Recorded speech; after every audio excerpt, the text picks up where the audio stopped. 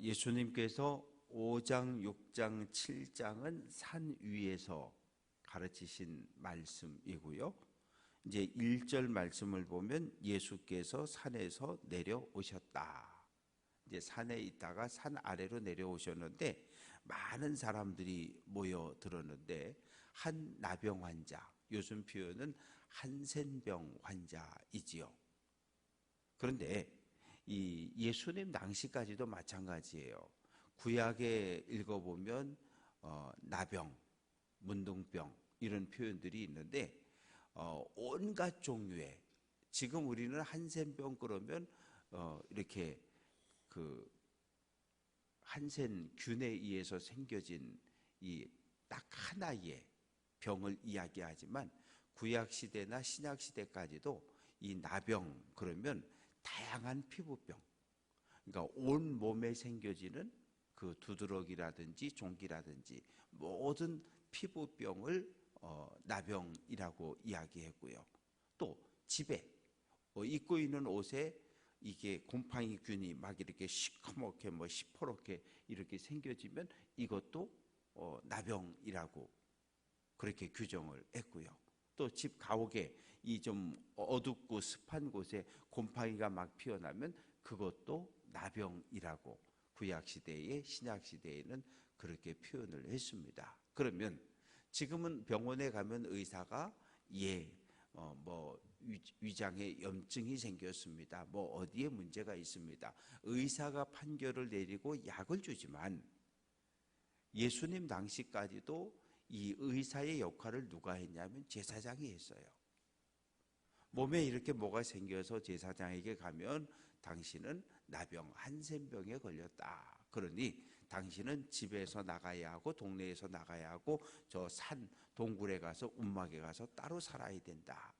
그러면 가정에서 사회에서 추방돼서 그 산 밑에 움막에 가서 집을 짓고 그렇게 살고 가족들이 가져다 주는 음식을 먹으면서 그렇게 삶을 살아가야 했는데 이 한센병 환자가 예수님 앞에 나와서 엎드립니다. 이건 뭐냐 하면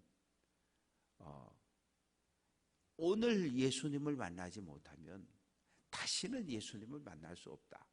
예수님을 만나지 못하면 어차피 내 인생 끝난 거다. 예수님에 대한 소문을 내가 들었는데 예수님은 모든 병을 고쳐주고 귀신을 쫓아내는 그런 메시아라고 하는데 내가 오늘 예수님을 만나야 된다. 나가다가 예수님께 가다가 돌멩이에 맞아 죽든 몽둥이에 맞아 죽든 아니면 평생 이렇게 나병으로 살다가 죽든 그게 그거니까 난 기왕이면 예수님 앞에 나아가서 죽겠다.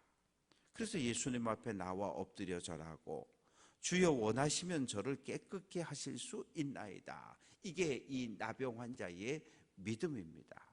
당신이 원하기만 하면 나를 치료할 수 있는 메시아로 내가 믿는다는 고백이거든요.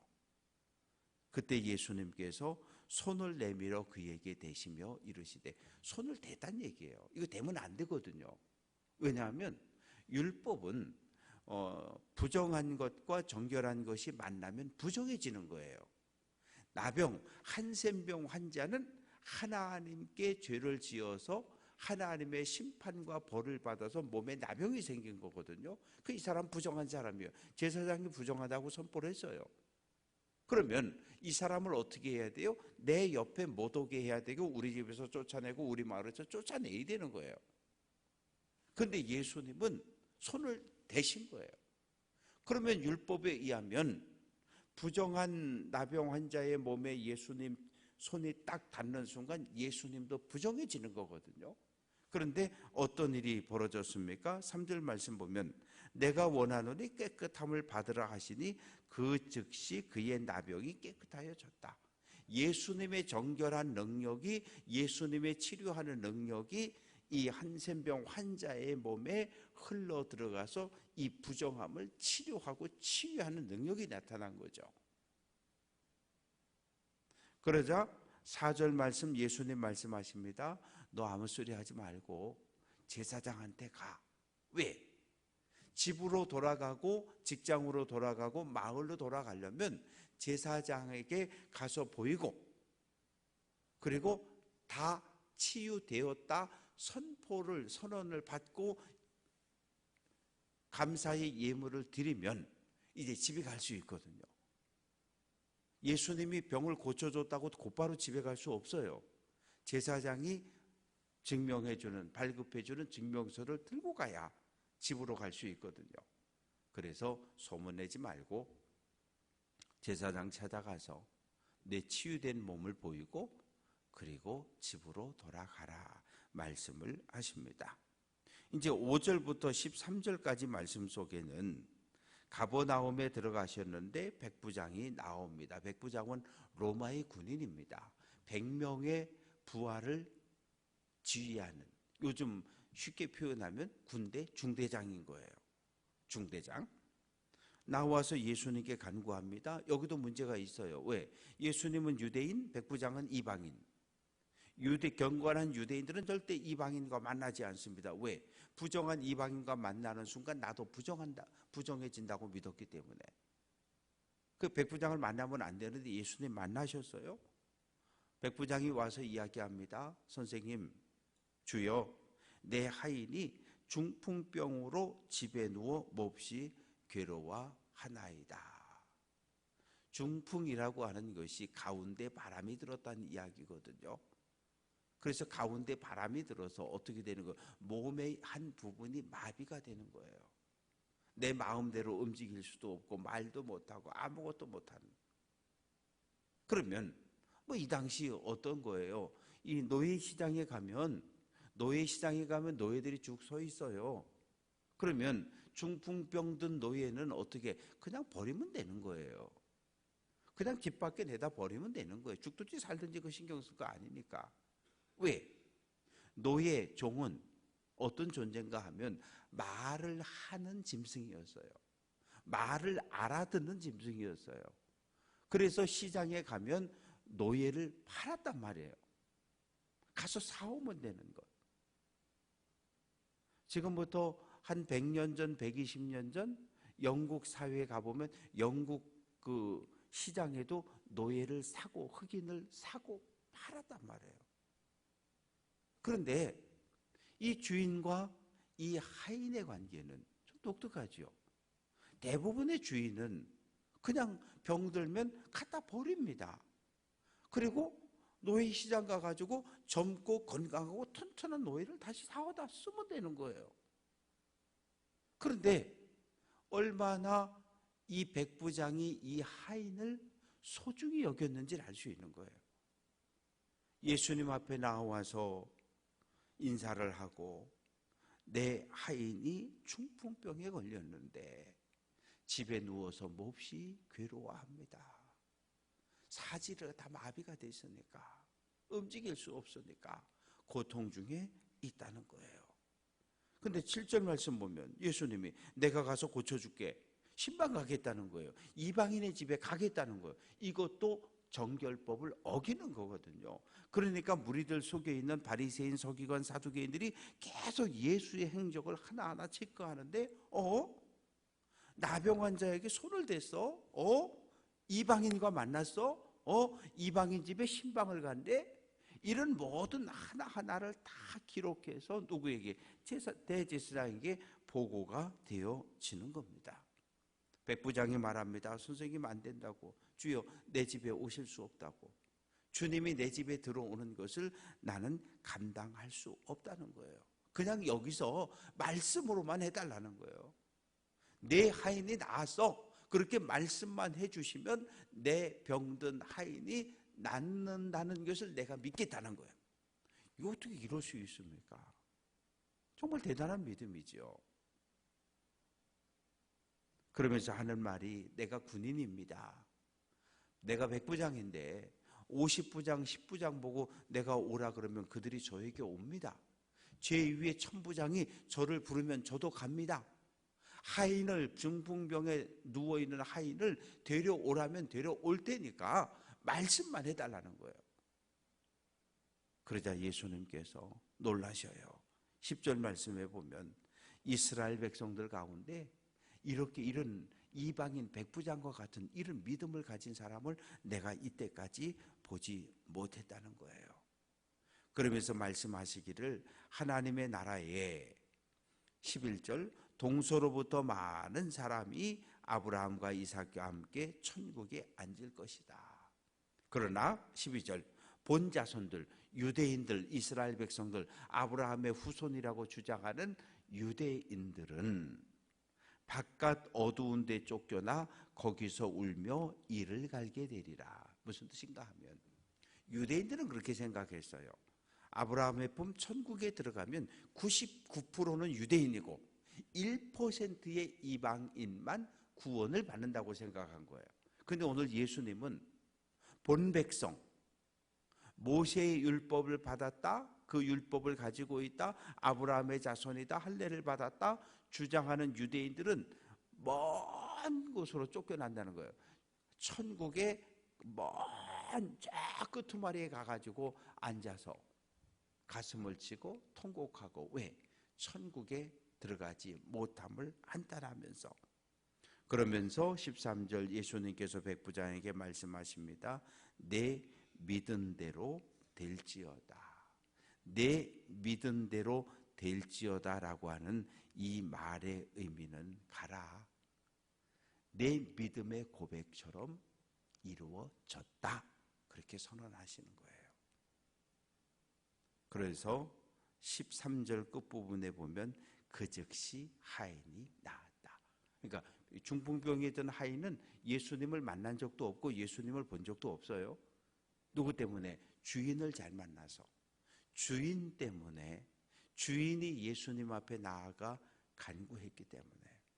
이게 뭐예요? 중보자예요. 중보자입니다. 이제 14절부터 17절까지 말씀 속에 예수님이 베드로 장모 집에 들어가셨어요. 베드로 집에 들어갔는데 베드로는 결혼을 했고 장모를 모시고 살았어요. 열병에 걸렸습니다. 이 열병이라고 하는 것이 어떤 질병인지 정확히 알 수가 없어요. 그러나 2000년 전에는 이 열병에 걸리면 펄펄 끓는 고열로 인해서 여러 날 동안 고통을 당하다가 대부분 죽었다 그럽니다. 대단히 치명적인, 아주 무서운 위험한 병이었어요. 그런데 15절 말씀 보면 그의 손을 만지셨다. 그의 손을 만지셨다. 만지면 안 돼요. 왜? 열병에 걸렸으면 당시 사람들은 이 여인이 하나님께 죄를 지어서 하나님의 벌을 받아서 이 열병에 걸렸다고 이렇게 믿던 시대였거든요. 그런데 예수님이 부정한 여인의 손을 대면 안 되는 거거든요. 근데 예수님은 또 손을 대셔요. 그런데 손을 대는 그 즉시 예수님의 치유하는 능력이 그 여인에게 흘러들어가서 베드로 장모가 병에서 일어나게 되고 건강을 회복하자 감사한 마음으로 예수님과 일행들을 섬기는 것을 볼 수 있습니다. 그래서 16절 말씀 보면 저물매라고 하는 말의 의미는 이제 활동할 시간이 되었다는 이야기예요. 왜? 낮에는 너무 더워서 사람들이 다 안 움직여요. 이른 아침이나 이 좀 해가 넘어간 시간에 사람들이 움직이는데 해가 넘어갔을 때 귀신 들린 사람 예수님께서 쫓아내셨고 병든 자를 고쳐주셨다.